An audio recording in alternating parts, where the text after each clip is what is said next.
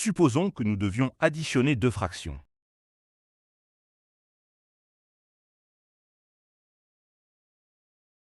Comme on peut le voir, ces fractions ont des dénominateurs différents, 42 et 63.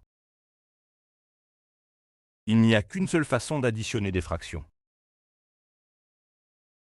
Lorsque les fractions ont le même dénominateur, on additionne leur numérateur.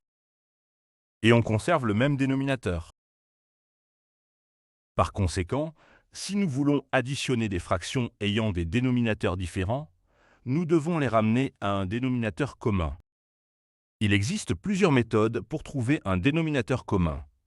Nous allons utiliser la méthode de l'échelle. Tout d'abord, nous écrivons les dénominateurs des fractions côte à côte.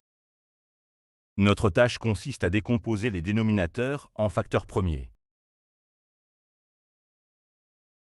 Les facteurs premiers sont des nombres premiers.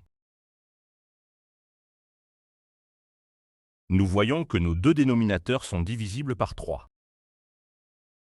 Divisons donc les deux dénominateurs par 3. 42 divisé par 3 égale 14. 63 divisé par 3 égale 21.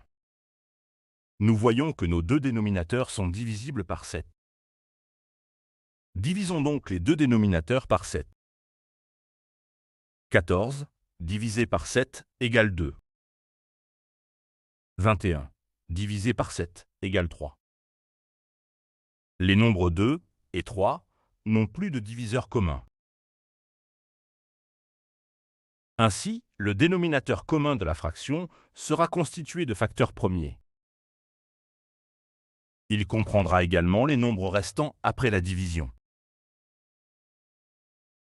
Nous avons ainsi trouvé le dénominateur commun de nos fractions. Les numérateurs des fractions sont obtenus par multiplication croisée. Le numérateur de la première fraction est multiplié par le reste de la deuxième fraction.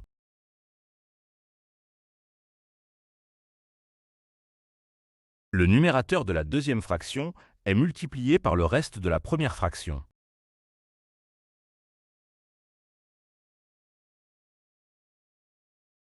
Au final, on obtient la fraction 17/126.